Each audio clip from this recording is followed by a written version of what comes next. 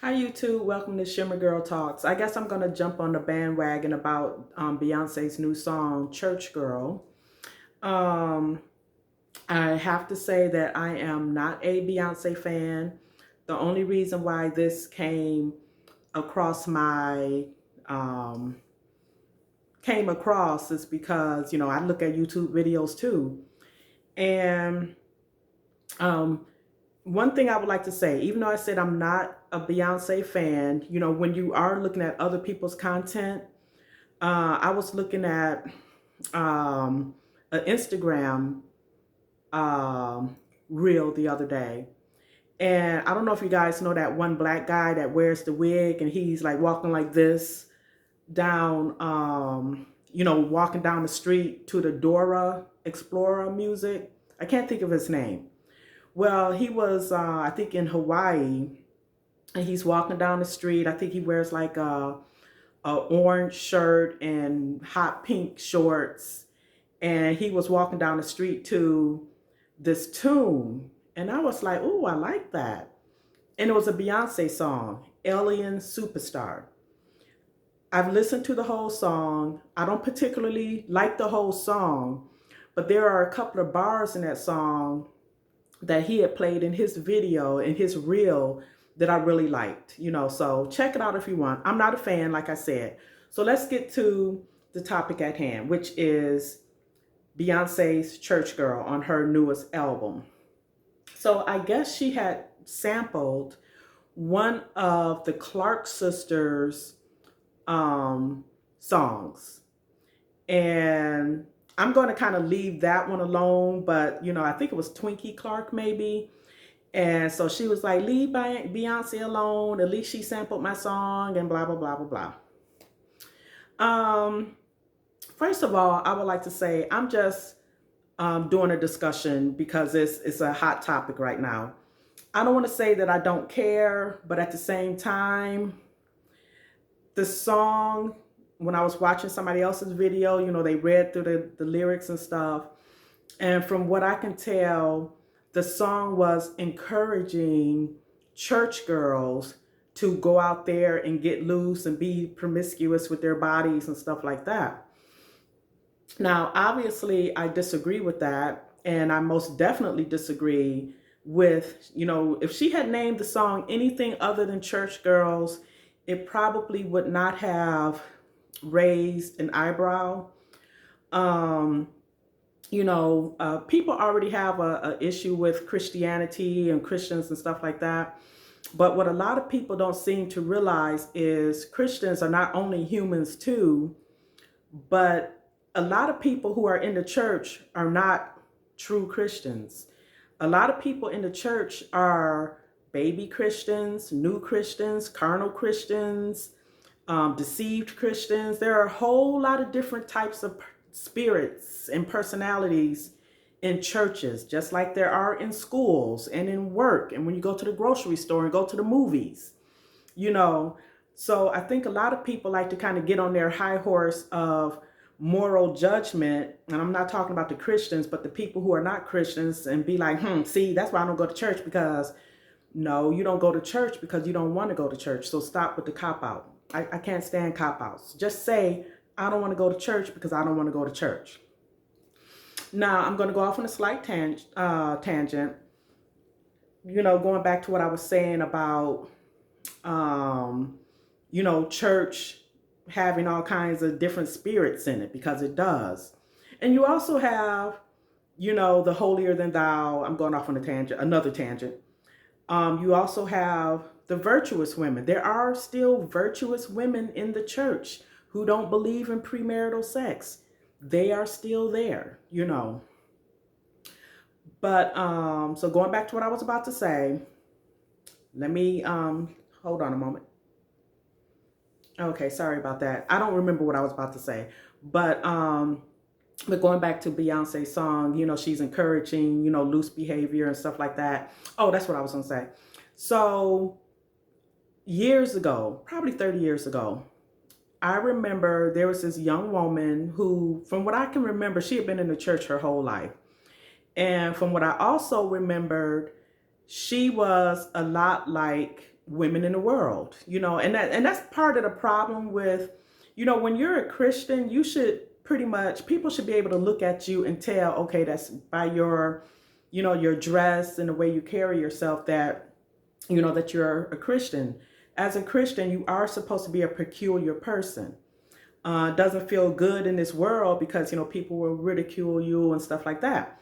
So anyway, so it's this woman that I knew way back in the day, 30 or so years ago. Well, she did sleep with this man the day before his wedding. So that goes back to the types of spirits that are in the church. And I remember many moons ago when I dated this one man named Ricky. If you ever happen across my video, hi Ricky. He told me one day that he said that church women were the freakiest ones. And I've heard that before. Well, he didn't get that from me. So, I was like, you can say whatever you want, but that's not me, number one. And number two, again, there are all kinds of different people, spirits or whatever in the church. Everybody matures in Christianity at different rates, at different times and stuff like that. So let's get back to this song. So I was going to, let me see if I can go find the lyrics. Okay, welcome back. I'm sorry about that. Okay. So here are some lyrics from Beyonce's new song, Church Girl. I'll drop it like a thotty. Drop it like a thotty. I said, now pop it like a thotty. Pop it like a thotty, thotty. You bad. Misa, now drop it like a thotty. Drop it like a thotty. You bad. Church girls acting loose. Bad girls acting snooty. You bad. Let it go, girl, let it go. Let it go, girl, let it go. Twerk that A like you came up out the South, girl. Ooh, ooh. So that's all I'm going to read. So we all know that church girls are human too, not making excuses if they're living a loose type of lifestyle. And I also think that in this song, because you heard things like doing the hoochie coo on Saturday and then sitting in the church pew on Sunday, that still does not give people license to just live however they want to live. Because the Bible does clearly speak against fornication and adultery and stuff like that. So that leads me to another topic with the Beyoncés and the Nicki Minaj's and the Cardi B's. I find it a little bit ironic that these women sing songs about the encouragement of being loose while they themselves have husbands. And I think what a lot of women don't seem to understand is the loose lifestyle has an expiration. Now, a lot of these women, as I've said in other videos before, they're not being honest about their previous loose lifestyles and the reason why they're still single. A lot of them will have every reason or excuse in the world as to why they're still single. These women want to call men dogs and F-boys and pigs and stuff like that. Well, men can't be all of those things if women aren't being them with them. Think about it.